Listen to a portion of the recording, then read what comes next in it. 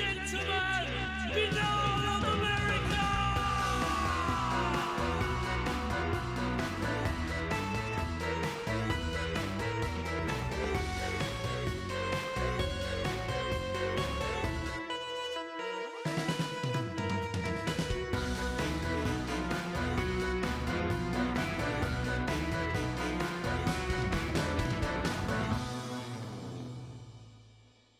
And now, ladies and gentlemen, your host, Tim Binnall. No commercials, no subscriptions, no network, no rules. And at the end of the day, my friends, no comparison. Looking forward to tonight's show. It's going to be a lot of fun, going to be a little bit different, which is what I like. I like different, and I like sort of exploring different realms of the weird and the wonderful and the paranormal that we talk about here on Binnall of America over the years. Our guest tonight is Kelly Milner Halls, and she's a nonfiction. Oh, there you go. Nonfiction children's author. She's been writing for almost 30 years. She's written nonfiction books, as I said, 1,000 articles and 60 plus books. And what she writes about a myriad of different topics, but primarily kind of what we're interested here on Binnall of America is, of course, the weird stuff. And she writes a lot of books on cryptids and Bigfoot, and the various unique creatures and stuff that we've come to discuss on the program, but for kids, which is really cool and different and interesting, and that's what we're getting into tonight. So welcome to the show, Kelly. Thanks for coming on Binnall of America. Well, thanks so much for having me. I'm delighted. I love what you're doing. I really do. I think it's so cool. And as someone who wrote Paula Wiley, I wrote her name down, 2012. She wrote a review of one of your books. She called it Amazing but True Nonfiction for Reluctant Readers, which is really kind of key, I think. So tell us a little bit. We start out when we have a new guest on the show with a bio, the background. Who is Kelly Milner Halls? How did you end up becoming an author, especially in regards to the children's books? And how did it get mixed up with the cryptozoology? Well, I fell in love with writing in high school. I wrote for my high school newspaper, and I loved it. It was so interesting being able to talk to just about anybody, because you might be a little shy when you're just trying to make a random conversation, but when you're asking, hello, I think you're interesting, I want to write an article about you, everybody opens up, and it was great fun for me. So I studied journalism in college, thought I was going to be like Woodward and Bernstein, investigative reporter. And then when I got out of school, I realized if you write about a bad guy, the bad guy has a family. Yeah. And I kept thinking of how this would impact his kids. So I didn't write for a while. I just worked at the YMCA and did all kinds of miscellaneous things. Had 2 kids. My kids got old enough to buy and read books. And I thought, aha, I can write for young readers. I'll never have to be mean-spirited. Yeah. And they like weird stuff as much as I do, because I was just a weird little kid.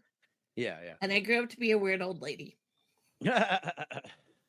Well, from one weirdo to another, it's how we're part of we're fellow travelers here. So yeah, I appreciate. I tell the kids I get paid for being weird, and it's not only is it kind of fun in a way to break the ice, but it gives each one of them permission to be whatever kind of weird they think they secretly are. Yeah, exactly. Now, you've written a bunch of these books. Do you remember? I'm sure, but hopefully you do. Do you remember like the first one you wrote that you were like, okay, I'm writing a cryptid book for kids? Well, I started a lot of dinosaurs and mummies and all the things that I'd been interested in as a kid. I never outgrew dinosaurs. But then I thought, I heard somebody talking to kids about Bigfoot, and I thought, this makes me so mad because they're lying to kids. So I'm going to write a book that proves all those mysterious creatures are fake. That was my premise. Wow, okay. And then because I learned journalism in college, I had the 3 rule laws. Now you have 2 sources that are reliable. I went with 3. Mm-hmm. And as I started to investigate Bigfoot first, because I thought he was the biggest lie, I started to realize there's actual evidence, especially for Bigfoot, that it might be out there. And it completely blew my mind. Oh, and so what we did is we had the number of cryptids that are in a book called Tales of the Cryptids. It came out in 2006. Mm-hmm. Yeah. And if I couldn't prove it was fake, I didn't say it was fake, because that would be a lie. Right. I would give them the evidence for and the evidence against and let them decide. And it just was so much fun to write about the Loch Ness Monster and Jersey Devil and all the cool things that I thought were completely fake. Now, do I have opinions that some are real or some are fake? Yes. Yeah. But that's not my job to share my opinions. Right. It's my job to share the evidence. Then when I talk to kids or even adults or anybody, I tell them I'm leaning this way. But until we have more evidence, we'll have to wonder. And it was just so much fun to write about. And I just loved it. And the kids loved it. In fact, I went to San Diego and did a school visit at an elementary school. And I asked the librarian, do you have Tales of the Cryptids? Everyone has it. Every school librarian has it. And she says, I do, but I'm not going to let you see it. And I said, why? And she said, because it is destroyed. And I said, get it. I want to see it. Well, it was all beat up and bent and just tattered corners. And on the edge of each page was an orange stain because some kid had been eating Cheetos, laying on the floor. Oh, and I said, can I have it? And I gave her my new copy. And because my books don't tend to win awards, they're not written for adult committees. Yeah. They're written for young people. But that book, that's my award. Yeah, I can imagine. That must have been so gratifying to see, because it's like you can see it's been through so many little hands. It's here's a new copy, just so. Yes. I was going to mention now. Tales from the Cryptids: Mysterious Creatures That May or May Not Exist. It's being reissued, right? It's this month. Yes, correct? They take it out of print in hardcover, but they have produced a new paperback, which makes me very happy because not all kids can afford a hardcover book, but paperback is much more accessible. And because I'm not in this to get rich, I was never rich. I will never be rich. I'm very happy that more kids can buy it. And I think that a whole new group of kids will find it. And there are a lot of people who were kids when it came out who are now exploring cryptozoology as adults. Yeah. And I get what you mean about the price thing too, because I'm an uncle, I don't have kids, but I'm an uncle, and I've already kind of started seeding the cryptid books. Now that I've discovered your stuff, I have like the next 3 or 4 Christmases and birthdays taken care of. So I'm dipping right into the Kelly Milner Halls catalog. When Tales of the Cryptids came out, there weren't any. There were a couple about the Loch Ness Monster and a couple about Bigfoot, short little no real information. Don't worry, it's all fake. You don't have to be worried about it. I mean, essentially lying to kids. And so we were the first ones to really take a deep dive into the research. And it was great fun. And I thought, when can I do more? Yeah, exactly. Well, to throw back to what you were saying, and so you want to buy the books for kids and stuff as a relative uncle, and it's like sometimes you see these hardcovers like $25. It's like the kid will read it and then it'll be like gone. This is like I'm looking for the cheaper they are, the better in a sense, because it's like they're kind of books are for young kids. Books are like if they're avid readers, they'll go through them fast. You know what I mean? The one thing about cryptids, though, Tales of the Cryptids, kids tend to keep it and reread it and revisit it when they hear. Like they read through it, and then a documentary comes on about the Jersey Devil or something, and they go, "Oh wait, that was in Tales of the Cryptids," and they get it out again and get reinvested. But after I wrote Tales of the Cryptids, I thought, what else have they been lying to me about? Because if Bigfoot might be real, what else might be true? And I thought Area 51. Yeah. And I decided to write an alien UFO book. So I wrote Alien Investigation, and dang, if there isn't tons of serious, credible evidence that something did happen outside of Roswell, New Mexico. And it was just, again, mind-blowing. And so I went through the evidence for different prominent, moments, and also the alternatives for what it might be. Because some of them are experimental aircraft. That's true. It just is a fact. Yeah. But there's a whole lot out there. There's like 800 cases and only 20% were never solved. That's 160 different UFOs. Yeah. That's not small beans. Oh yeah, for sure. Yeah. Well, that's cool. So you're skeptical about the cryptids, then you kind of, I don't want to say became a believer, but you became open to the whole thing. Yeah. And then it was like that kind of opened the floodgates. It's very interesting. Because I imagined that we had a childhood interest in this, so it's really remarkable that actually it's a different kind of journey that you went on. Well, and the cool thing about my upbringing, my father was a mathematician physicist. He started the first computer science program at North Texas University, and he worked Oh, with wow. NASA to send the men to the moon. He was just a really prominent science guy. And when we'd watch the documentaries about Bigfoot or the Loch Ness Monster, there weren't a lot, but there were a few. Right. I'd say, do you think Bigfoot might be real? And my dad didn't shut it down. My dad said, I guess we need more evidence. That's And great. it taught me, don't make a snap judgment. Let's wait and see what we discover. And that is obviously a huge part of my books. Because if I find something, I have to report it. I have to report it the way I find it. And when I wrote Tales of Cryptids first, and an alien investigation came next for obvious what I just explained. And then I started thinking about all the Bigfoot books that are out there that say Bigfoot's fake, Bigfoot's not real, he's interesting, but it's a Native American legend. 140 different names for Bigfoot in North American indigenous cultures alone. Yeah. And I thought there is no book about the people who believe. So I wrote one called In Search of Sasquatch, and it's all about the believers, the evidence, the things that they have used to shore up what they believe. It's not just I wear crazy tinfoil hats, and I mean I met a few of those guys. Yeah, well, you can't. Yeah, you can't. You It's part can't of life. avoid them if you're in. If you get involved in the paranormal. Yeah, But there's a lot of really serious people. I mean, Dr. Jeffrey yeah. Meldrum is not a clown. right. I mean, that right. guy's a serious scientist who's put his entire career in biology and primatology on the line because he thinks the footprint evidence is enough that we could establish it as an independent species. Well, Yeah. we thought Highland gorillas were a cryptid. We thought okapis were cryptids. I mean, a lot of animals that were rumored turned out to be real. Yeah. So there's a chance that Bigfoot will turn out to be real. And That's he's the so hope. hard to deny because he's seen just about everywhere. yes. Well, nowadays, especially because he's talked about this with Lauren Coleman over the weekend. He's like a cultural icon. Yes. Bigfoot. It's everywhere. It's remarkable too.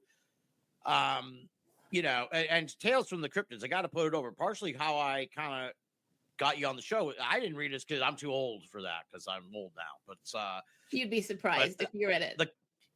The cover is like iconic. I remember seeing it all over the place all the time, and you held it up. I know no one's going to see the video, but I saw it, and it's like this iconic sort of like almost like vaudevillian stage kind of thing. like the sideshows.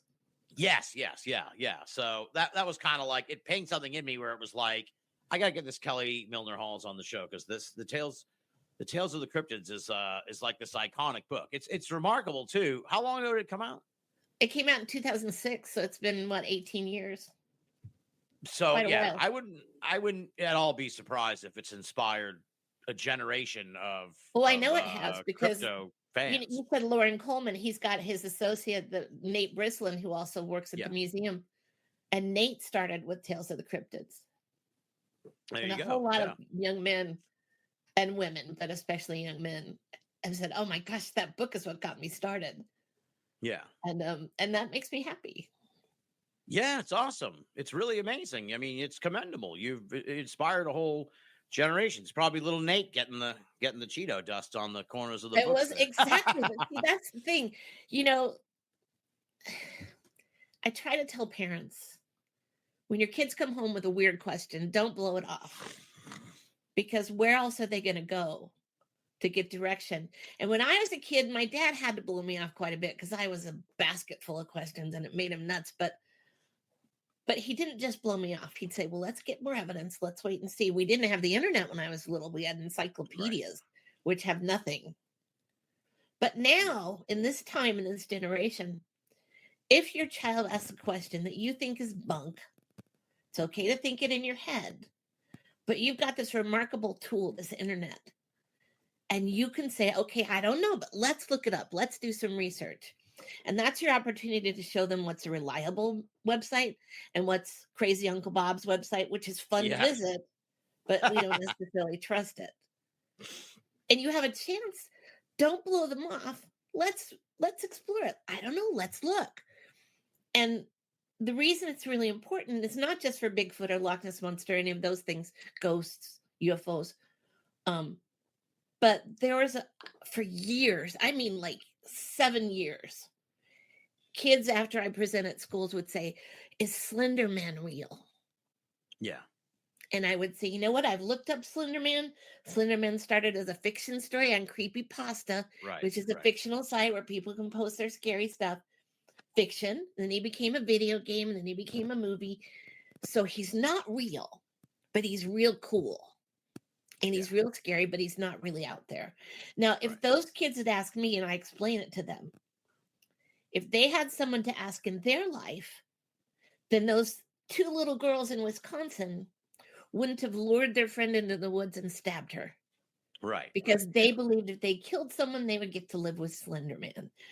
They had no one to ask because people blow kids off, but kids are little humans and they need to have a safe place to ask the questions. So maybe that's what my books are in some ways.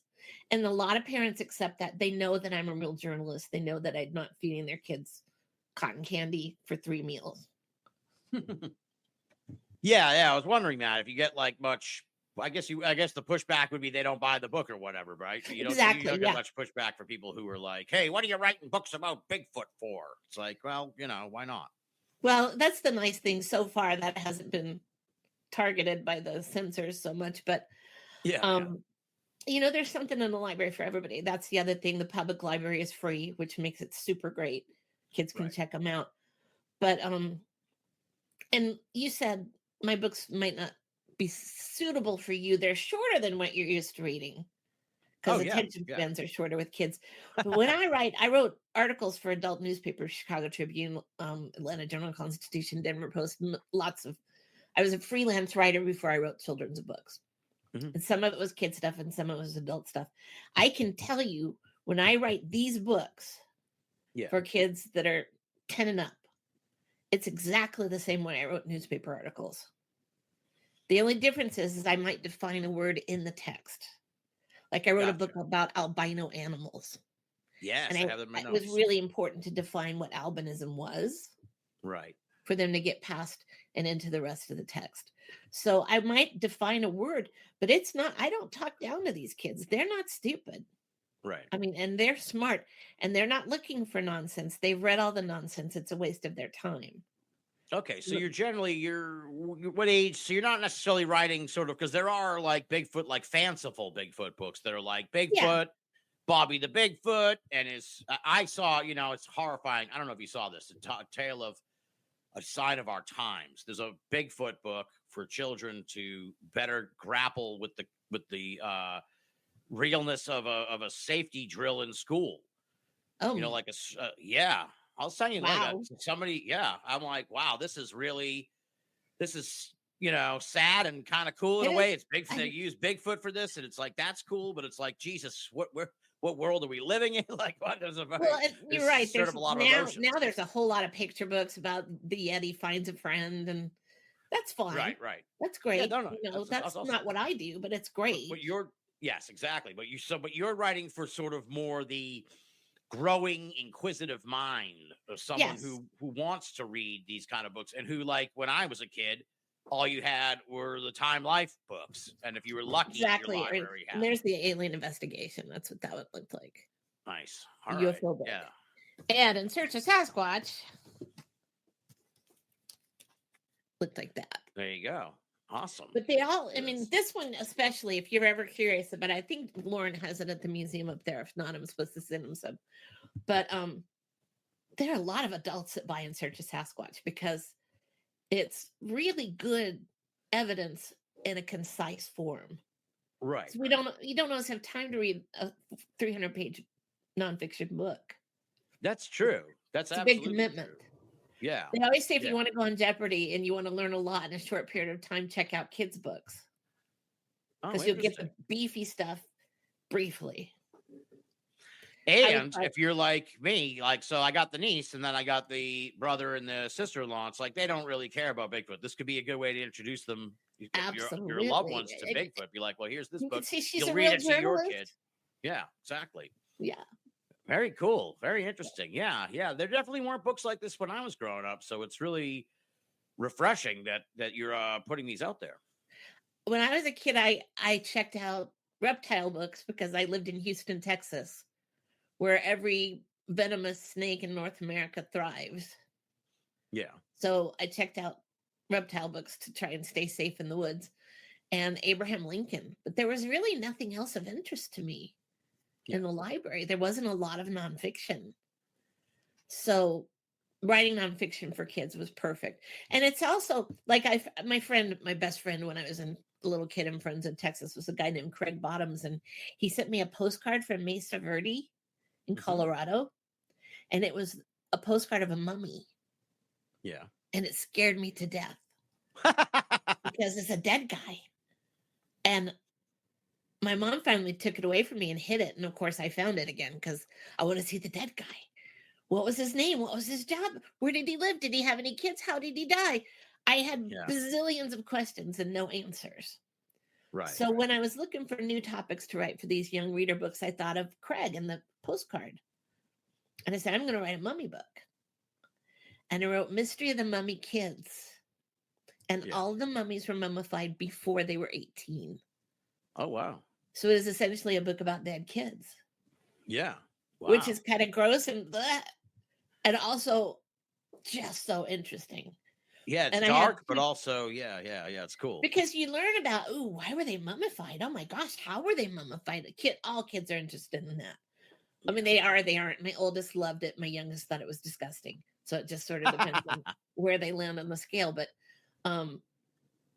they learn about how the kid died, but they also learn about how they lived. Right. And that they were all over the world, that they're not just in Egypt, but also in Mexico and also in China. And it was really a remarkable experience. But the thing about it for me was I'm suddenly that kid with all the questions that my parents can't answer. And I have permission to go to the most famous scientists in the world and to ask them all my questions. Yeah. So a lot of my books are driven by that little kid who just wanted to know so badly, but had nowhere to turn. Fortunately, again, now we have the internet and it's so great. Also so terrible. Please do the internet with your children, please, because there's a lot of creepy stuff out there too. But all of these things, my books, most of them ended up being things that I had an interest in when I was a kid. Yeah. And then I wanted to expand on as an adult. Now, forever and ever and ever, kids kept asking me to write a ghost book. Yeah. And I kept saying, I can't write a ghost book because you can't prove they're real and you can't prove they're not real. Yeah. So I'm not going to do it. But then we were writing about Bigfoot. We had a writing workshop at one of my school visits. And this kid said, can I talk to you? And I said, sure. And I said, is it about Bigfoot? And he says, no, it's about a ghost. I said, okay, what's your ghost thing? He says, a girl died in a fire at my house. And now she comes to me with a melty face and it scares me. Oh, wow. Now, this is when a lot of grownups go, don't be silly. That's not real. Ignore it. That doesn't help. So I said, oh my goodness. And of course, I'm secretly thinking what brain trust thought it was a good idea to tell this kid that a little girl died in his house. Yeah. How does he know? Yeah. So I said, okay, well, when I was little, I had these terrible dreams and they seemed so real. They call them night terrors. It's not a dream, he says. It's not a dream. It's real. And you can see he's getting ready to kick into the reverse. I said, okay, it's not a dream. It's not that. Okay, if it was me and I had a ghost with a melty face, I'd talk to her. And he says, what would you say? And I said, well, first of all, I'd say, hey, I'm really sorry that happened to you, but I didn't do it. And you're scaring me to death. So can we chill on this a little bit? And he says, okay. And I said, I'd talk to her. What if she doesn't go away? I'd say, well, at some point, you're going to have to learn to shut her down a little bit. He goes, starting to get frustrated again. I said, no, listen. If a zombie came to your window on the first night, would you be terrified? He said, yes. And I said, me too. Oh my gosh, I'd be so scared. I'd just scream and wet my pants. And he said, yeah. I said, what about the second night? Would you still be scared? Yes. What about the third night? Would you still be? Yeah. I said, would you also be going, I wonder why that thing keeps coming to my window? Yeah, I might start wondering. Fourth night, fifth night, sixth night. What about the 20th night? Same zombie, same face. Are you still as scared as you were on the first night? And he goes, no. Same old zombie, right? I said, you're going to have to skip to the 20th night. If she's going to come, she's going to come and she can't hurt you. So you're going to say, okay, keep coming. I don't care. And you know what? I scared my sister. This is true. My favorite thing to do to my big sister when I was little was to wait in the dark hallway until she walked down and jump out and scare her. And she'd scream and it'd be so funny. And I think it's so great. And I told him about that. And I said, you know, when I stopped doing it, he said, when? And I said, when she stopped screaming. Because then it wasn't fun anymore. Right. So maybe your ghost will say, it's not so fun to scare him all the time. Maybe I'll settle down. But I gave him some tools. Right. They weren't just, I'm don't blown be away here. stupid. Because then our parents used to say, oh, don't be dumb. There's no such thing. Yeah. Oh, it's just a dream. It's yeah. Don't even. Yeah, you're imagining it. That kind of thing. Yeah.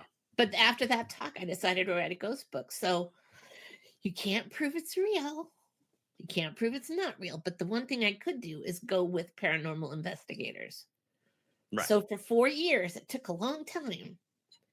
When I went to Cleveland or Kentucky or whatever and did a school visit during the day, at night, I would go with the local paranormal teams.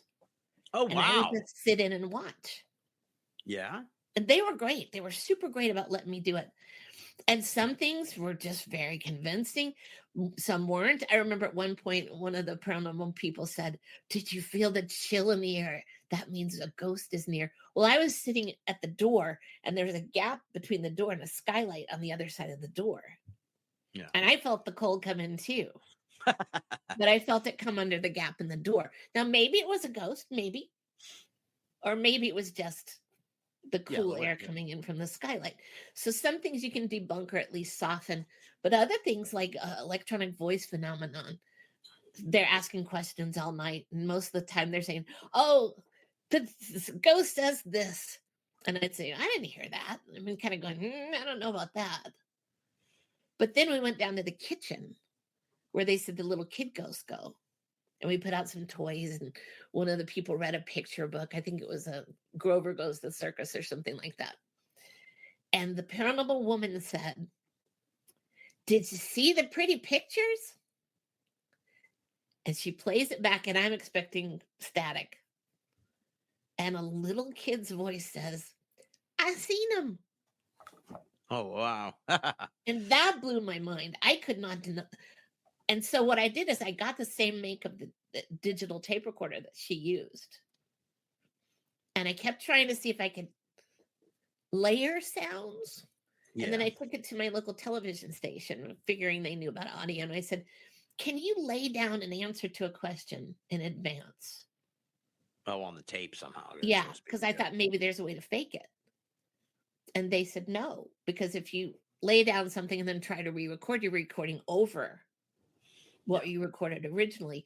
Now, it could have been, a radio station. Sometimes those sound waves or a CB radio or a police, radio. Those things that are still floating through the ether, they can interfere with a digital tape recorder. But there aren't very many, 5-year-old policemen driving and saying, I seen him. Yeah. Some things just the timing. Really, yeah. It's like hard to deny. And I left studying 4 years. I tell the kids all the time because everybody wants ghost adventures, and I like Zach Baggins just like the next person. But he runs into a lot of demons. Yeah. And I think, is it because he's looking for demons? I don't know, but I can tell the kids, I don't know if demons are real or not. We'll have to gather more evidence. But I can tell you in 4 years, I didn't run into one. Yeah. Not one. So maybe it's, if you're nice, you don't meet demons. I think Zach Baggins is a nice guy. I have nothing against him. It's a great show. but the kids need to be able to go to bed at night. Yeah. Yeah. And Exactly. I was Right. scared of vampires when I was little because I watched, there was an old TV show. You're much too young to know what it was, but it was called Dark Shadows. I've heard of Dark Shadows. Yeah. It was But did about not see it. Collinwood, and it's not the Johnny Depp version. There were vampires and werewolves and witches and ghosts, and it was so fantastic, black and white. But then I was terrified of vampires. I went to bed with a big old cross around my neck and big old metal crosses they're not helpful when you're trying to get a good night's sleep. Because you roll over and they're not much fun to roll over on. But you know, we need to give kids some evidence, give them some information, some Yeah. tools they can use. And so I Tools, left yeah, the book yeah. thinking, I do think ghosts. Now, I think this is opinion, not fact. I think ghosts are real. I think they do try to communicate with us. I think 9 times out of 10, it's somebody who knows you, even if you don't know them. Because if Mhm. your great grandpa, maybe you never met him, but he knows you. Right. He might peek in once in a while to see how you're doing. And if Yeah. that's your great grandpa, it's not so scary, is it? No, not at all. You're very calming. You're, as you said earlier, the tools that I was kind of was blown away. I kind of transformed to that little kid as you were telling the story about the zombie. And yeah, so you're wonderful, Kelly. I'm Oh, loving thank this. you. This It's is just because great. I'm a Yeah. big kid. Even though I'm 67, I'm still about 10 in my head. Well, you're amazing. And so the school visits and stuff. So you do a lot of these. I Sounds do. like you do a lot of them. What I Before guess take me COVID, I through did a ton. Then I COVID bet. came and shut us down. Fortunately, I got a lot of book assignments from the new publisher. So I wrote 5 books about World War II, which was super fun. I mean, I thought I knew all about World War II, and I found out I didn't know it near as much as I thought I did. It was at a political time when it seems sort of a little bit more terrifying than normal. Something we will all have to consider, but the World War II books were great, super interesting. They had me write 2 Titanic books. Well, who doesn't love the Titanic? Right, Right. right. So that was also really fun to research. Well, I wanted I to did one ask on you actually. 19th century American history, which is the Civil War and the Trail Yeah. of Tears and so many, eventful things that happened in the 19th century. So I've done just a little bit of everything. And that's true with newspapers and magazines. When my kids were little, I was a single mom and I had to do 12 articles a month to pay the bills. Yeah. Wow. So my file system were post-it notes all over my monitors and I would just juggle them. And then my kids would say, "Can we go see in the movies? Can we go see Tarzan from Disney's Tarzan?" And I'd say, "Yes." And we went to see Disney's Tarzan. And the minute the lights went down, I fell asleep because I was working so many hours trying to keep the bills paid that I just Right. and it would get light and I'd say, "Oh gosh, we went and saw Lord of the Rings, all 3 in the Yeah. theaters." And when they started coming on TV, I said, "I don't remember this part." And my kids would say, "Mom, you were asleep during that part." It's much better when you see the whole thing. Yeah, absolutely. So, what are your experiences like at these book fairs? Are you At the like school what? What's visits? the interaction? Yeah. School visits. I'm The sorry. school visits are great. The school visits, you get more invitations to school visits, which helps supplement your income. And Right. when you change from articles to books, the income isn't constant. Right. So that makes that's a good way to make income. At first, I did them for free because I'm not going to charge anybody money if I don't know how to do it.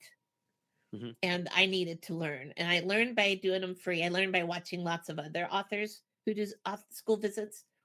Yeah. And then I was a pretty good school visitor, but I realized if I can go from kindergarten to 6th grade or to 8th grade, if you can do middle schools too, then you're more likely to get invited. So I started to develop my lower end Yeah. books for younger kids. Mhm. And then I started to realize that some of my books were also great for middle school. So it just expands your possibilities. But I remember I went to 4 different middle schools when I was little. My IBM dad, we moved a lot. IBM stands for I've been moved. And and so I was terrified of middle school. So I never ever said yes. But I went and did a group of school visits, a week of school visits in Pennsylvania. And I went to the first 2. And the third one, we pulled into this school and it said middle school. And I said to the librarian, "Oh, is this a middle school?" And she said, yes, is that going to be a problem? And I said, no, it'll be fine. And I thought, these kids are going to eat me for lunch. Because I was suddenly that little middle schooler in 4 different middle schools, which is very difficult. And they had me in this big auditorium on the stage. And it was like theater seating with the, the old school auditoriums. And I'm thinking, well, I do what I do. We'll see what happens. And it was great. And it turns out middle school is only scary when you're a middle schooler. Because you are eating each other. It's survival of the fittest. But they were great to me. Now, elementary school kids laugh a lot. They're more boisterous. So they'll roll around and laugh and say, you're so funny. I mean, they're little kids. Right. Middle school, they're sitting out there looking cool. And you say something funny and they go, huh. And that's the payoff. And you have to realize developmentally, that's the same as rolling around on the floor. But and then they all want to come up and see because I always let them touch what I brought. I bring Bigfoot tracks and Star Trek masks and all kinds of silly stuff. Mermaids. What do they usually ask you? Like I'm sure they have questions for you. What are the most prevalent sort of questions? Or, there's always in middle school. There's always, how much money do you make? Which really, it's a fair question. It is a fair question. It's just so testy about it, but so capitalist. I'd want to know, and I say not near enough. But it's but there's more. And I think you know what? I will never be rich, but I will always be happy. And I'll take happy over rich any day. I said I do what I love. It's not like doing homework. I get to write about things that I think are interesting. And I say, as a matter of fact, let's talk to your teachers for a minute. Teachers, if you need Jim Bob to write a Civil War report, let him write about a Civil War ghost. Or let him write about a Civil War dog. Yeah. Because if you combine your requirements with something he really cares about, he's going to do the research. And he's going to love it. Yeah. It's so funny. I was mistakenly hired to do a writer in residence at an elementary school where I had to go 2 days a week with 4th graders. Yeah. And I got my teacher friend to help me with lesson plans. And it was going to be great. And the minute they got distracted and ran off, I ran with them. I was another wild pony. I had no discipline. And I wrote all of my kids' teachers and thanked them for making it look easy. But it wasn't easy. But there was this one kid, and I would come in and he was always in class instead of out at recess. Yeah. And I would say, wow, why isn't he out running around? Oh, because he didn't this or he didn't that or he didn't finish his homework. And I said, that's the kid that needs the recess more than any other kid. You do know that, right? Yeah. Because I was that little freaky kid. And if I didn't have an access to physicality, my brain would have blown up. Yeah.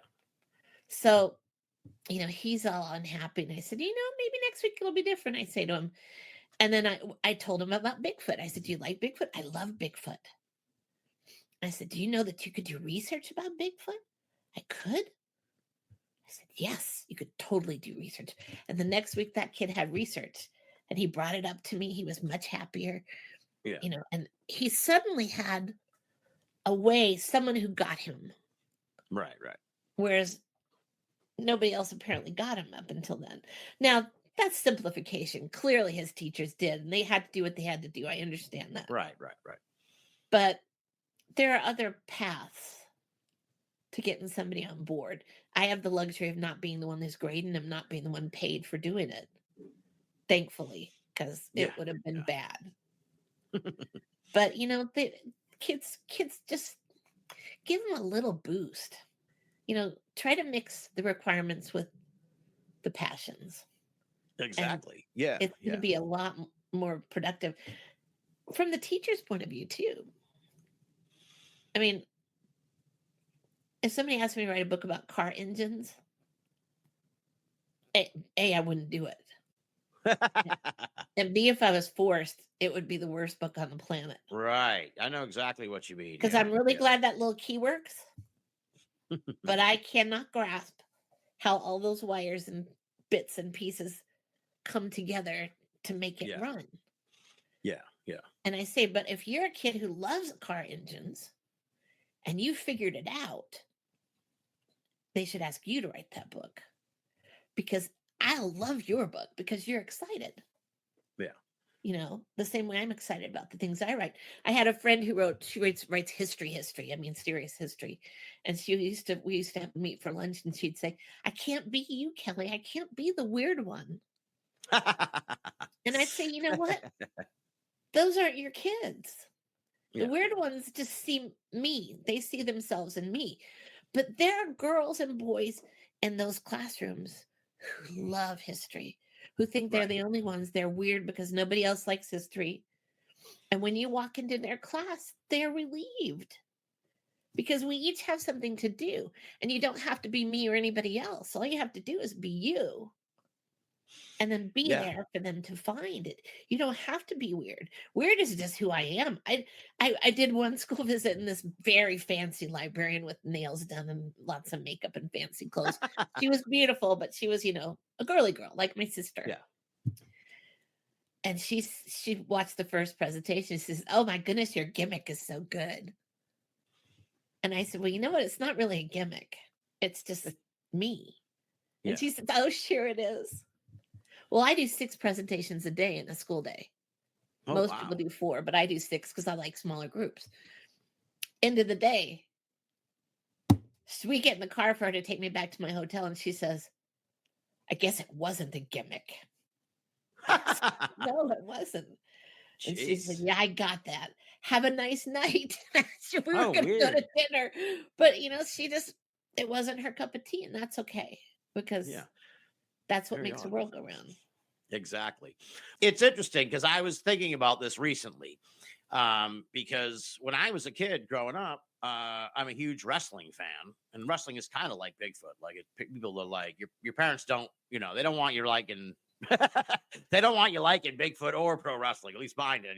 But they tolerated it. Love wrestling, and silly. It's flamboyant and exciting, and it's crazy. Knows it's not 100% real, but so what? Exactly. So as I was growing up, they used to have like these wrestling magazines, and they had tons of them. Nowadays, they don't even. I think there's one left, but like back then, there were like 3 a month, 3 or 4 a month, and one would come out each week. It was like comic books, and I read them vociferously, and they were like $3 a pop, I think, back then. Now they would probably be like 10, but they were cheap back then, $3, and I would read them. I had stacks of them. Like as I grew up later, I got rid of boxes of them, like Pro Wrestling Illustrated, Inside Wrestling, and the pictures and the guys, and they're bloody, and the masked guys, and the crazy, like all the crazy characters and everything. And just loved it and read all the time as a kid, just read constantly. And then when I was growing up so I ended up becoming a writer. I write for Coast to Coast, and and as I was going through high school, interestingly, I was took a class kind of like journalism or something like that, but just essay writing, long essay writing. And I would write, my stuff would be about the wrestling business and sort of here's what's happening in the world of wrestling. And my teacher was like, these are really well written, but nobody wants to hear about wrestling. This is ridiculous. You should be writing about, politics or history or whatever, or nature or anything but silly pro wrestling. And it's like, well, man, the joke's on you because I grew up and became a writer, and I write about silly Bigfoot stuff. And aren't there plenty of people already writing about those other things? Exactly. It's not as if we have a shortage of political writers or mayoral races, entertainment or anything. Yeah. And here's the other thing: when my sister's little firstborn was little, they had a collection of R.L. Stine Goosebumps books. Yeah. And my sister would come to me and say, "I'm really afraid they're never going to read anything else." Yeah. And I said, "Do they love Goosebumps? Yes. Are they reading them? Yes. Are they learning to read? Yes." I said, "Then shut up." Yeah. And that kid made a jump from Goosebumps straight to this big fat novel series called Redwall. Yeah. No gap in between. So you were learning to read, you were learning to write too, because I know the same way you do. The more you read, the better writer you become. Absolutely. You pick up new words. That's one of the best. New ways to express things. And, so reading all those wrestling magazines, it may not have been important to that teacher, but it was pivotal to you. Yeah. And there's no such thing as as wasted reading. Unless Exactly. it's something That's you have to yes. read, like The Grapes of Wrath. Yes, exactly. That's the point. It's like if a kid finds something they really are into, get them as much as they can and read about it. Just like flood the zone with Yep. stuff. I mean, God bless my parents. They would every time I asked for a wrestling magazine, they'd buy one. So But that's why you know, that's why just you're a good constantly writer reading. now. I like to think so. I like to think so. And wrestling is fun. I mean, Yeah, the world is a deep, dark place lately, and if you no can find kidding. fun and joy somewhere, find it because it's important.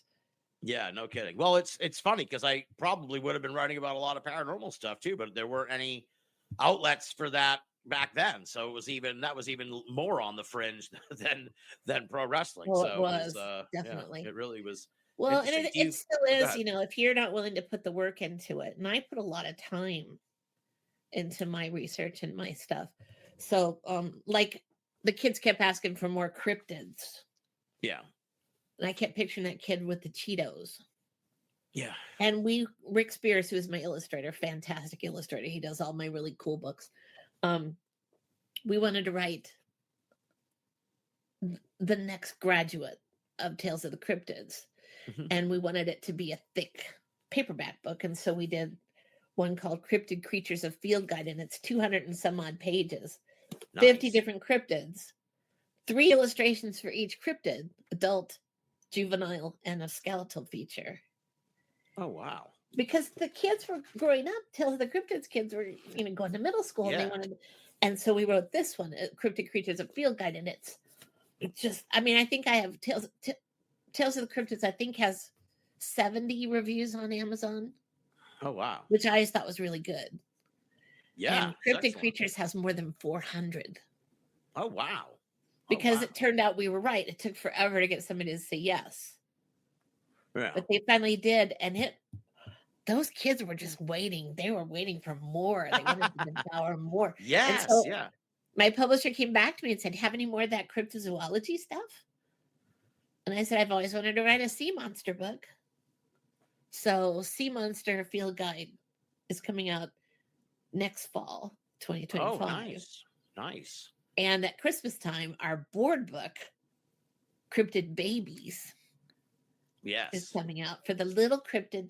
When brother's reading about cryptozoology, maybe baby brother needs a little book to chew on. So I love cryptozoology. It's just so much fun, and the kids are so excited, and they just... There was one kid. I went to a school visit, and this librarian came to me and said, I got to warn you, there's a kid, and he's going to be at every single one of your presentations. And I said, okay. His name is Leo. That's not his real name, but that's what I use. His name is Leo, and he marches to a different drummer. He lives with his grandmother, and he never checked a book out until he checked out Tales of the Cryptids. And he checks that book out every week. So I told him he could go to all your sessions. Is that okay? And I said, of course it is. He's a super fan. I mean, he's great. He's like in 3rd grade. So Leo's my prize model. He's holding the Bigfoot track and walking it around to the whole room. He's my assistant. And then they got me a salad for lunch, which is, please don't do that. Salads are very hard to eat. And they wanted me to sign book plates, one for each kid. I think there were 400 I had to sign. Oh. So it's hard to eat a salad and sign 400 book plates. But Leo was there. And Leo's looking through Tales of the Cryptids as I'm signing these book plates. And he'd say, what do you think about this one? What do you think about this one? I'd say, I don't know. Chupacabra, I don't know. I couldn't find a lot of solid evidence. I mean, I can't prove he's not real, but I have some doubts. Yeah, I think he might be, though. I said, he might be. And he, what about this one? What about this one? He's asking and asking and asking. And then he gets quiet. And I stop and I look up and I say, you okay, buddy? He goes, yes. I just never thought this day would come. Huh. And I said, what day is that? And he said, I never thought the day would come when I would meet someone like me. And it was everything I could do not to cry. Because here's this kid locked in I don't belong. I'm not like the other kids. I'm with my grandmother. I'm weird. No one will ever like me. He was a nice kid. Plenty of people will like him. but he didn't know it right then. Yeah. And if I hadn't written that book, we wouldn't have had that moment, and he wouldn't have had that to hold on to. So not only did he get his own copy when I left, but he also got copies. There are section intros that are beautiful color illustrations. He got posters. Yeah. Of each one boy. of those section illustrations for his room. So, you know, I may never get those awards. Yeah. They'd be nice. That But they are not worth anything near what Leo or those other things are. Yeah. Woo. You really I gotta wipe my eyes on that one, Kelly. I My know, God. isn't it? It's just Jeez.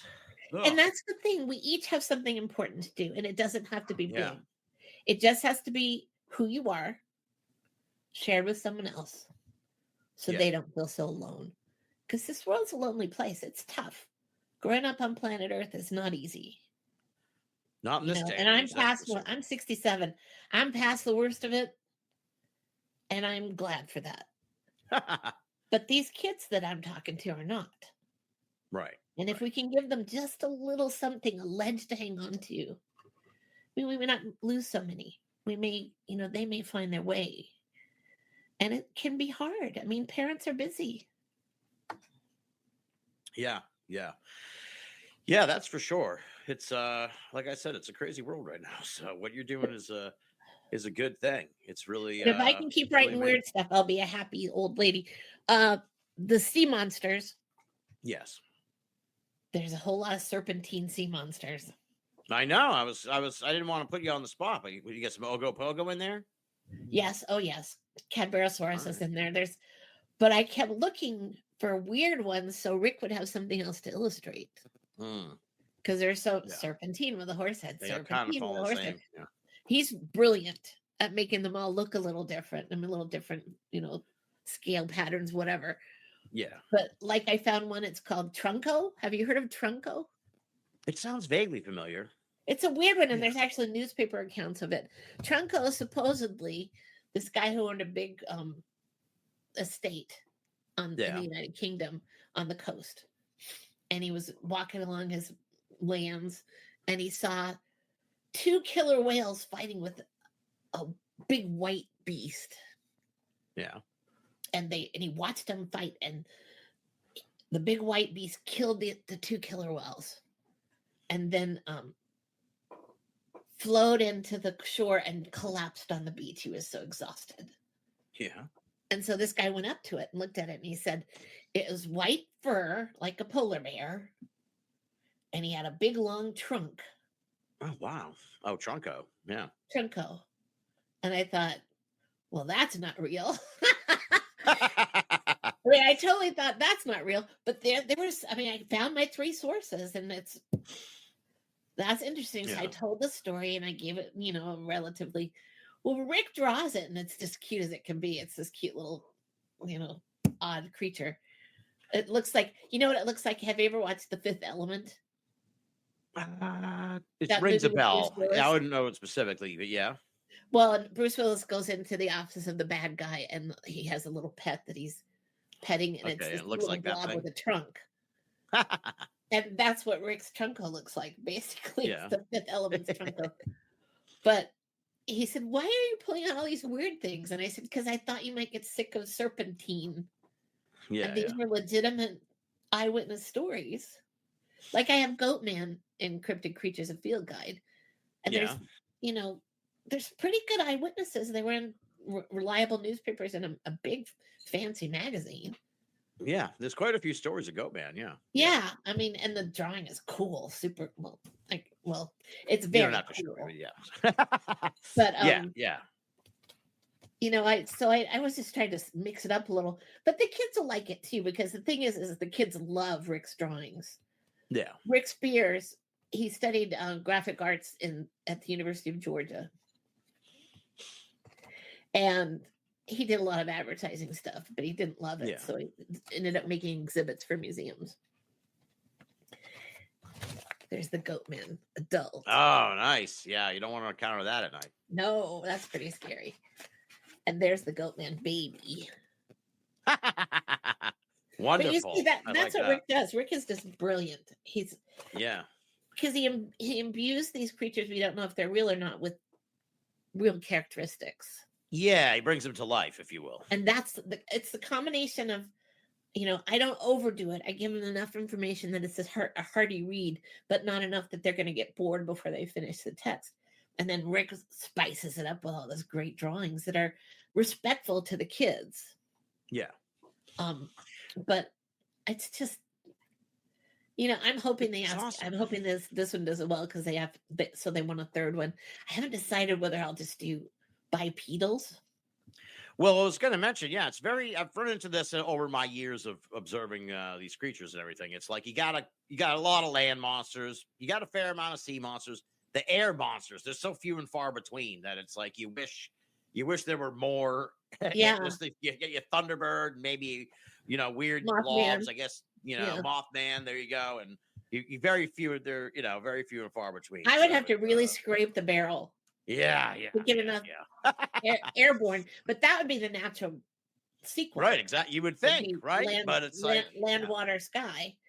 Exactly. But I mean, I've started the research a little for the sky ones, but I'm with you. It's like, I don't know if I can find 50. 50 that we can find reliable sources for. If you want to go to a half dozen, maybe a half. Otherwise, you're doing like a Thunderbird scene here, a Thunderbird scene there. You thought the Serpentine thing was repetitive. They would get really, really, really bad. So I asked Lauren this when I talked to him recently, and I think that it is also applicable to you. And I feel the same way, actually, having been in this now crazy field for like 20 years. Do you find it gratifying? Because the book, Tales of the Cryptids, came out 19 years ago. I know. So that's pretty crazy. So like a generation ago. But do you find it gratifying? Because I do, and Lauren did say, that Bigfoot is now part of the culture. Yes. In a way that it wasn't 20 years ago. It's only because you can't turn around without seeing Bigfoot somewhere. Only because I fell into the other niche. I fell into it's fake. It's fake. Why are they doing this?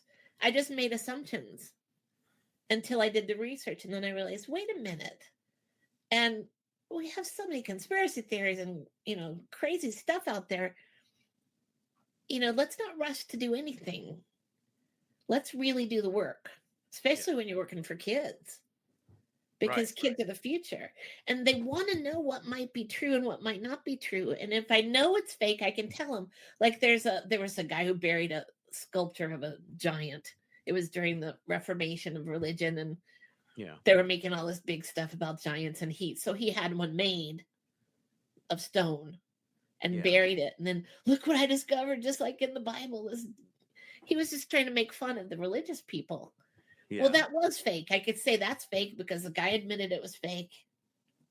Because I want some of those tossed in there. Right. So they can get a sense of what's the spectrum. That's good. Here. Exactly. Yeah. So it's not all like, So I know exactly what you mean. Yeah. You have to have some bonks. But when someone says a leprechaun came out of my TV. Yes. I think he might need some mental health assistance. Exactly. I'm pretty sure a leprechaun can't come out of your TV.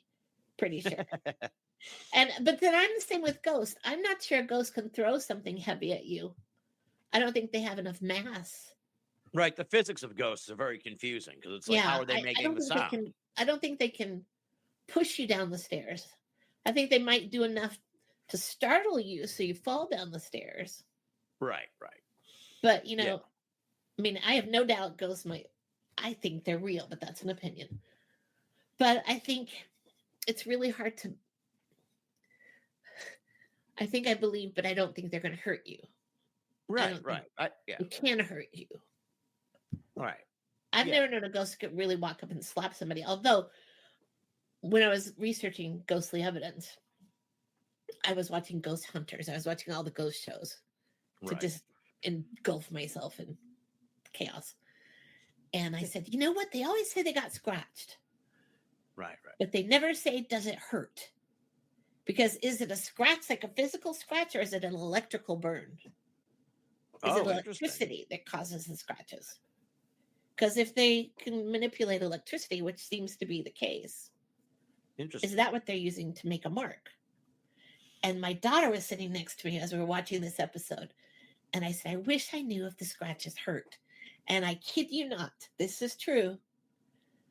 A little red circle appeared around my daughter's pinky finger. Oh, weird. And I said, what's that? And she says, I don't know. I said, it's red. She goes, yes, it is. I said, does it hurt? She said, no. And do you know that thing disappeared right after that? Oh, weird. As if they were telling me, you're on the right track. It's something we do to get your attention, but we can't dig our nails into you because they don't have nails anymore. Weird. I never even thought of that. See, this is why it's important. People who aren't in the trenches of ghost hunting, although you were kind of immersed in it at the time, but still, like outside opinions, outside view of this phenomenon can bring us some interesting observations. Yeah, that I'd never even considered. That's fascinating. And I don't lean on the demon parts just because there's enough demonic humans. Yeah, exactly. Yeah. They say, "Are you scared of demons?" I said, "No, I'm more afraid of crack dealers." That would scare me more than a demon. If a demon came in my house, I'd just say, "Get lost. I have nothing for you. You have nothing for me. Move on."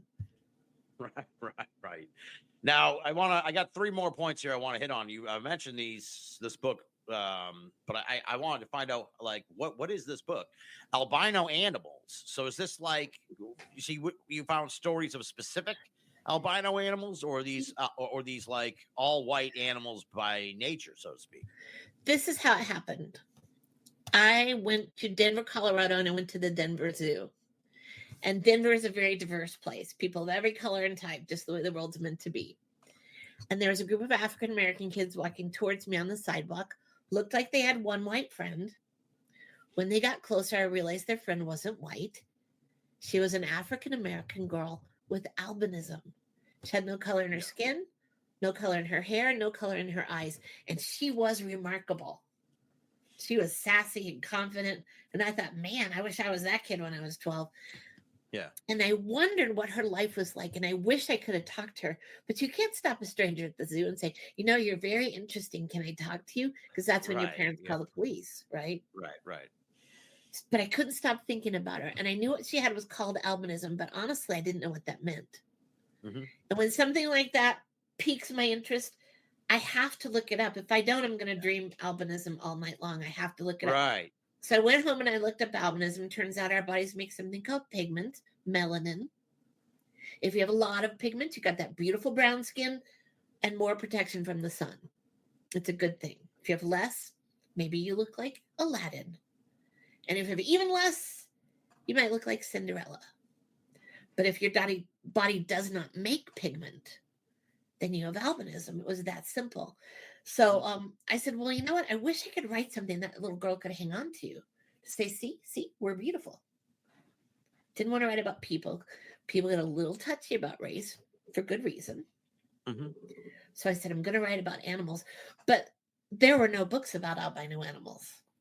Right. There was almost nothing about albino animals. So I started just searching the internet, searching for little newspaper stories.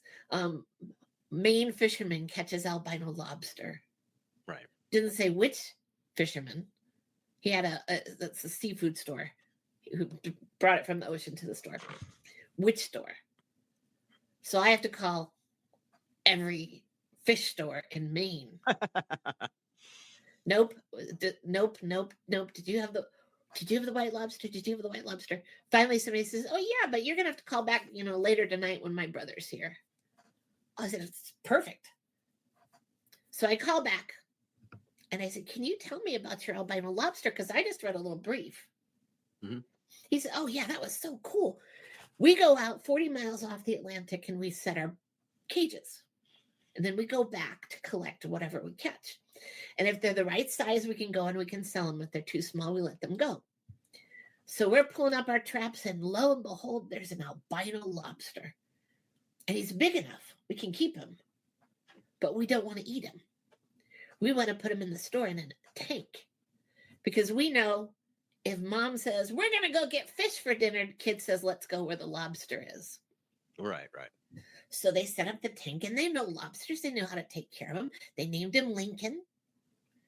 And everybody came to see Lincoln, and it was great. And then Disney wanted Lincoln, and then Ripley's Believe It or Not wanted Lincoln. All of this I didn't know was going to be a story. All I knew is that they caught him. Yeah. And we thought about it because we could have made a lot of money. But then we started to worry, do they know how to take care of a lobster at Ripley's or at Disney? Will he survive this transfer? So they made a decision. They didn't give it to Ripley's, and they didn't give it to Disney. They took it back out 40 miles. Oh, wow. And let it go. That's fantastic. Now, that's a fabulous story for a kid. Mm-hmm. It's not me moralizing. This is just what happened. So that's what I did. I gathered stories. That's awesome. And it looks like I told my editor not to put it on a white cover because it's going to be dirty always. Yes. Looks I like love it. What's the seal on the front though? That looks like you got an award for that it's a one. Ben Franklin award. It's the only award There I you have. go. And I actually have it right there, which is very Well deserved as well. Well deserved. That's awesome. But it was That's every animal in this book had its own independent story.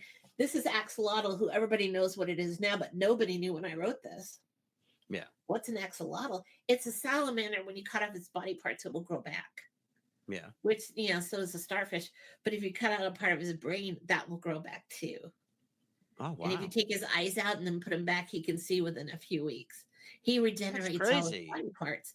And so they're studying him now because I found there was a website, University of Indiana.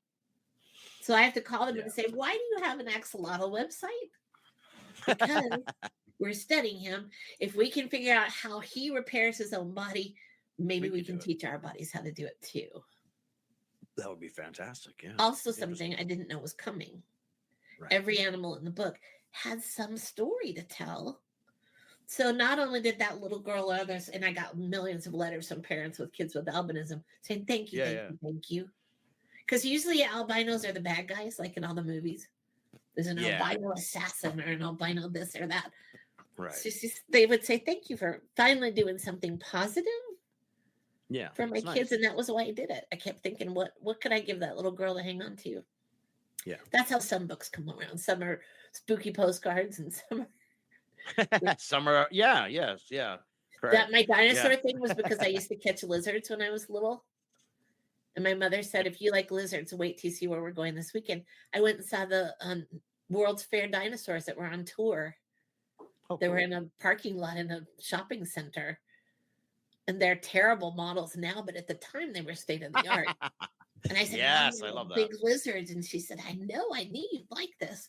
And I just never stopped loving them. But my first book was called Dino Trekking. It was a dinosaur travel guide. I can see how dinosaurs and cryptids kind of are kinfolk in a way. Well, there are dinosaur cryptids, Right, exactly. Look at Africa. I mean, the Congo has their own little prehistoric ecosystem, apparently. I would love it if that were true. If there's a brontosaur in the Congo, I want to meet it.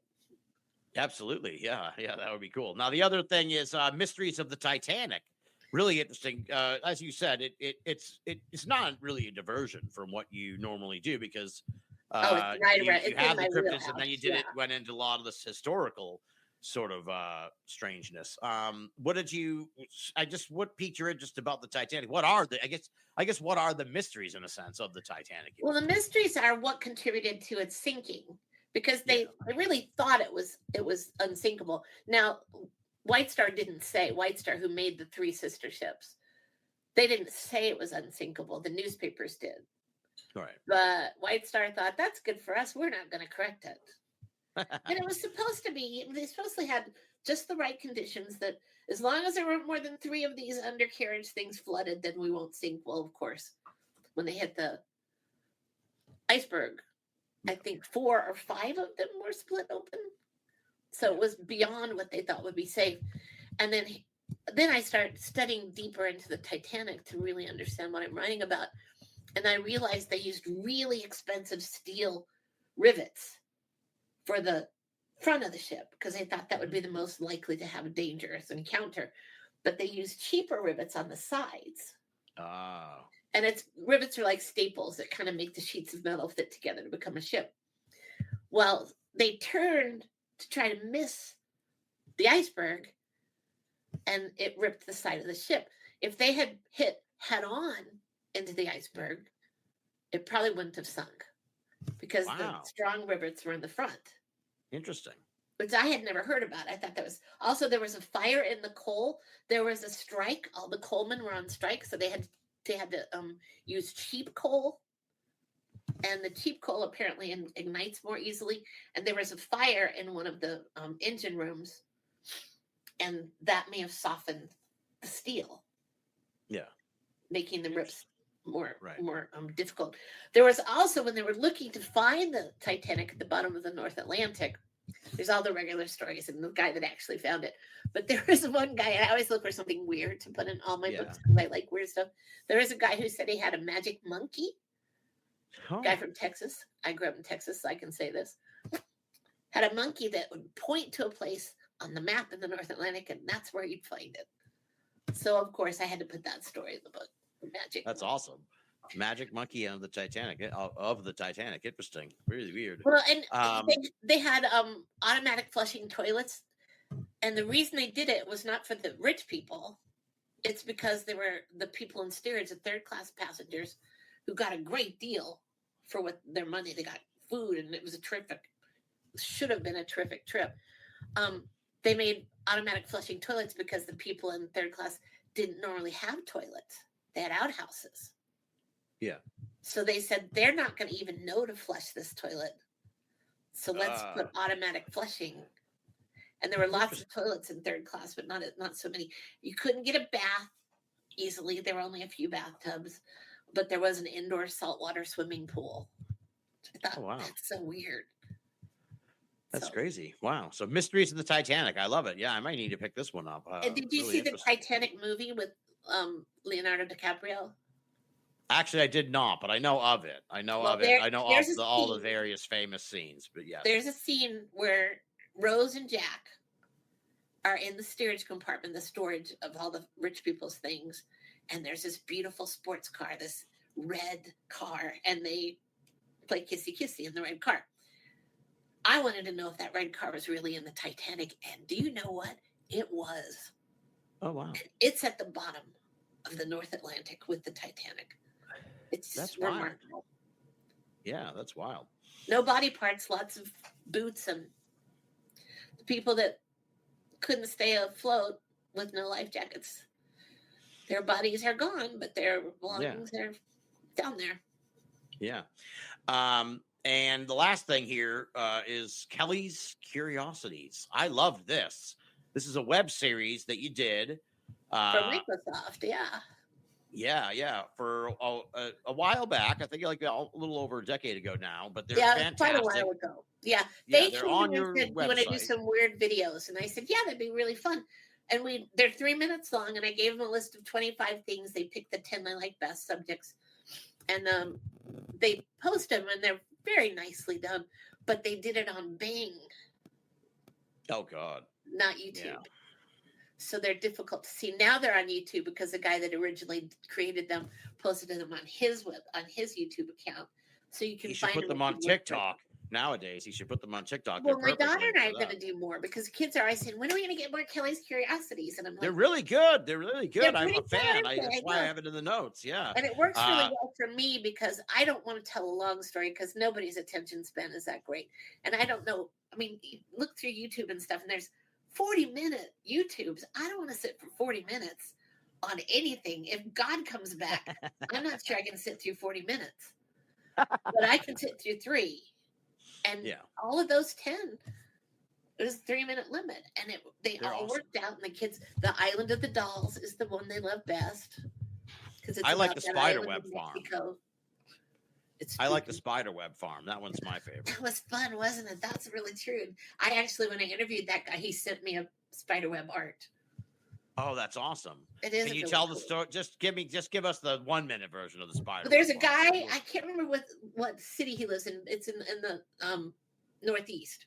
Mhm. And he was messing around and he was spray painting something, and he noticed that the spray paint stuck to the spider webs that were in these frames. And he said, "Oh, this is beautiful. I might be able to make some money out of these." So he never does it when the spiders are still active. He waits until they've finished doing what they're doing for the season and they go away. And then he goes and he sprays white paint inside these window frames, his empty glassless window frames. And then he takes a piece of wood that's stained dark and he sticks the paint to the wood so it adheres. Mm-hmm. Yep. So you literally get spiderweb art on that Right. block of wood. And then he brushes them with acrylic and so that it's permanent. And he sold thousands and thousands and thousands of these spiderweb arts. And I love mine. I'm not sure I don't think he's probably still alive. He's probably passed away by now. Maybe he's got kids that are doing it, but they're remarkable looking. And what a thought to notice that paint stuck and think, Yeah, it's what really could I do with this? ingenious. Yeah. They're It's really cool. gorgeous. And I love that story. They're And for really folks, the Kelly's Curiosity, what's so cool about them is they're like animated and stuff. They're like a little TV show. It's not, I mean, Kelly could sit here and tell the story. She just did an awesome job, but these are like cartoony and like it's just fun. They're a lot of fun. I hope I would love like to the see Shelley more of that Obbins one, the stuff. one about the asteroid in Russia. Yeah. I mean, it took me forever to say Shelley Obbins correctly, and I kept getting it wrong. But yeah, they were really fun to make. They just didn't get a lot of play because Bing is lovely, but it isn't YouTube. Yeah, exactly. Well, someone should get you back into doing those because you were natural. They were awesome. I really enjoyed them. So, And even if they don't send TikTok away, I could do briefs on TikTok. That'd be fun. yeah, exactly. You're great for that. So what's next for you? You said, I think you said the Sea Monster Stories is coming Sea later Monsters this is year. fall of 2025, and then Cryptid Babies is Christmas of 2025. I've finished a book on axolotl because Okay. axolotl is a salamander that can regenerate its body parts, as we said, but it was discovered by the Aztecs when they built their city on the lakes. They discovered this aquatic salamander, and they discovered that it was very tasty in food. So that's why they loved him. They loved axolotl. But then when the Spaniards came in and slaughtered the Aztecs, they drained the lakes. Yeah. And there are only canals left now. And there's not as much place for the axolotls to live. Plus, the canals are like party central. So they're party boats. And that means trash. And so the axolotls were about to go extinct. But now the Mexican people are starting to really back up, trying to save the axolotls. For example, the Aztecs used to farm on the water. They would make a mat and it floated. Mm-hmm. And then they'd take the goopy stuff from the bottom of the lake and put it on the mat, which means no fertilizer necessary because that is fertilizer. Right. And then it would grow and it would be wonderful. And they could use the canals to transport it to all over the people that wanted to buy them. And the axolotls like to stay under the mats. So it was kind of a perfect exhibit place for them to live. So now one of the trends in Mexico City, which is where these lakes used to be, is to try and talk people out of fertilizer, which pollutes the water, and into farming on the mats again. Yeah. Because they're trying to save the axolotls. So that's just about done. I have a book on something called tardigrades. Oh, yeah. I know all about the tardigrade. Yeah. Microscopic tardigrades. And it turns out they're the toughest animal on planet Earth. And they can survive extreme heat and extreme cold. You take away their water, they can live up to 50 years. So they send into space where there's no water, no air. Extreme heat, extreme cold, ultraviolet rays. Brought the caps back down. Hi, we're fine. Hi. Yeah. Didn't they freeze one and for like decades and then unfreeze it and it's just like, hey, I'm back. Some of them live in the frozen Arctic. Some of them live under the ice. They're just and they come in 7 different colors and they're just when they poop about the size of their bodies. It's just so weird. And they look fantastic. Water bears, right? They're called water bears. Yeah. Moss piglets is another nickname for them. They were discovered by a preacher who had borrowed his friend's microscope. And it turned out to be a rainy day, so he collected the rainwater coming down from the roof. And he discovered the tardigrades. Interesting. Wow. Moss I never piglets, thought about water where bears. that come from. They are very cute. Yeah, they're adorable. Yeah, they are really, they're wonderful. All right. So, yes. And cryptid babies sometime, like maybe around this time next year. I think that's going to be a huge hit because I saw the pictures and they're adorable. They are so cute. He's a super talent. Rick Spears. And I have to ask, so you mentioned did you co-write this with your daughter? Did you co-write this with your The daughter? Cryptid Babies, I was written with my daughter Ness. Yeah. She and I did that one together. Now I'm because you said earlier you weren't a big cryptozoology fan. Because when I read the part where you mentioned that your daughter's name was Ness, I was like, and then I figured out that it was Vanessa. I'm like, is this like, did she name her daughter after the Loch Ness monster? That's hardcore. Then later I'm like, oh no, okay. We called her Ness all the time, and I thought, you know what? I like that reflects the Nessie, because who doesn't love the Loch Ness monster? I think the Loch Ness monster is actually a giant size eel. Yeah. Because there's a relatively recent picture, I think it was 2018, that somebody took and the scale design on the side of this creature, whatever it was almost exactly like the conger eel, which can be 20 feet long. Could be, who knows? And there's eel DNA in there, so maybe there's just a new super science species. Yeah. Still be a lake monster. I'll still be okay with that. I wouldn't want to encounter it, and then it's therefore a monster, right? Who wants to swim in that ice cold water anyway? Nope, no thanks. Exactly. Well, Kelly, I cannot thank you enough. This has been a wonderful conversation. And you're kind of in my mind, I think, an unsung hero a little bit, because I think you have influenced a whole generation of people to take up cryptozoology. It's really, you've done a remarkable service to this field, and I can't thank you enough, and I'm really was just blown away. You're a masterful storyteller. I really enjoyed hearing these stories of your encounters with the kids. As I said multiple times, I kind of found myself transporting back to little 12-year-old Binnall. No. Well, thanks for having me. It's been great fun, and I love what I do. I'll never be rich, but I am a very happy person. Awesome.